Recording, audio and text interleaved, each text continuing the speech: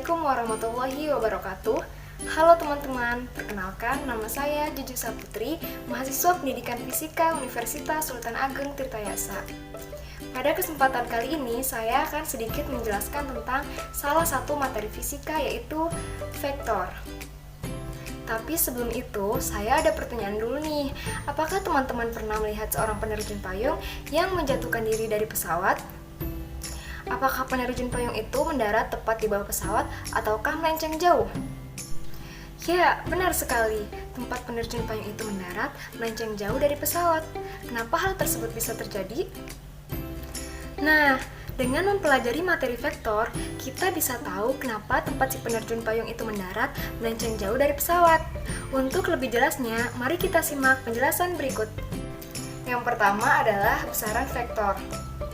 Berdasarkan arahnya, besaran fisika dibedakan menjadi besaran skalar dan besaran vektor. Besaran skalar adalah besaran yang hanya memiliki nilai saja tetapi tidak memiliki arah. Sedangkan besaran vektor adalah besaran yang memiliki nilai dan juga arah. Selanjutnya ada penggambaran dan penulisan atau notasi vektor.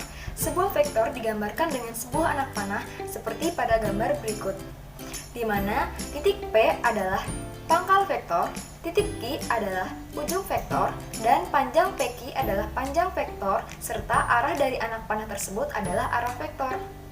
Untuk penulisan besaran vektor, kita bisa menggunakan 3 cara.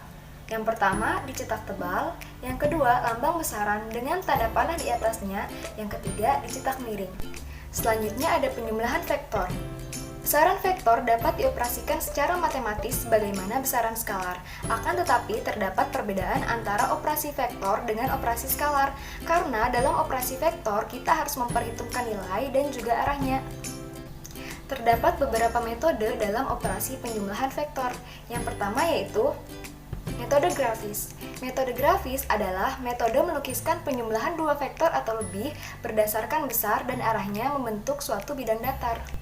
Nah, metode grafis ini dibedakan menjadi 3, yaitu metode jajar genjang, metode segitiga, dan metode poligon.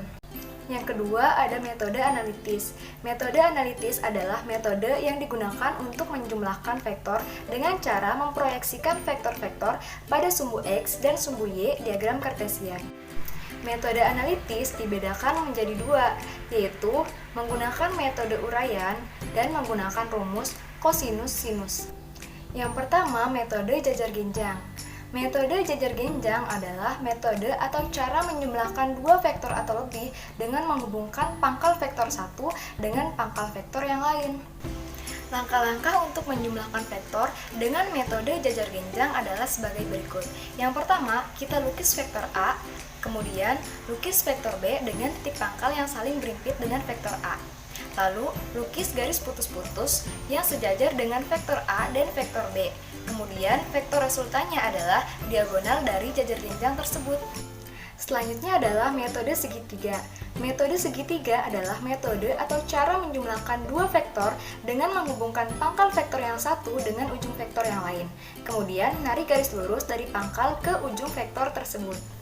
Langkah-langkah untuk menjumlahkan vektor dengan metode segitiga adalah sebagai berikut. Yang pertama, gambarlah vektor A.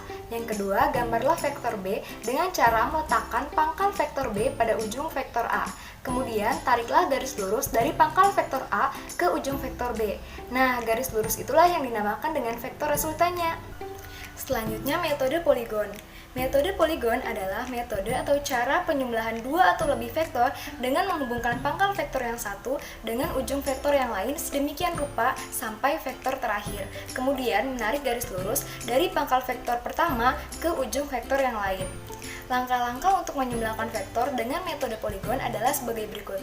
Yang pertama, gambarlah vektor A.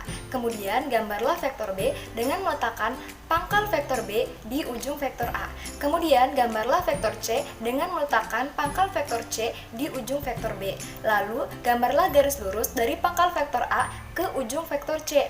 Nah, garis lurus inilah yang dinamakan vektor resultannya. Selanjutnya, menentukan besar dan arah vektor resultan menggunakan metode uraian. Misalnya, terdapat 3 buah vektor A, B, C seperti gambar berikut.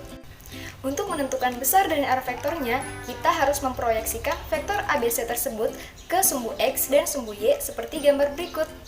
Nah, setelah semua vektor komponen telah terbentuk, langkah selanjutnya adalah menjumlahkan vektor komponen yang berada pada sumbu X dan sumbu Y menggunakan rumus berikut.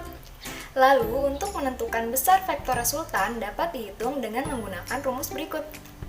Dan untuk menentukan arah dari vektor resultan dapat dihitung dengan menggunakan rumus berikut. Kemudian, kita juga bisa menentukan besar dan arah vektor resultan dengan menggunakan rumus kosinus sinus. Rumus untuk menentukan besar vektor resultan kita sebut sebagai rumus kosinus, yaitu sebagai berikut. Sedangkan untuk menentukan arah dari vektor resultan kita bisa menggunakan rumus sinus, yaitu sebagai berikut. Selanjutnya, penerapan vektor dalam kehidupan sehari-hari.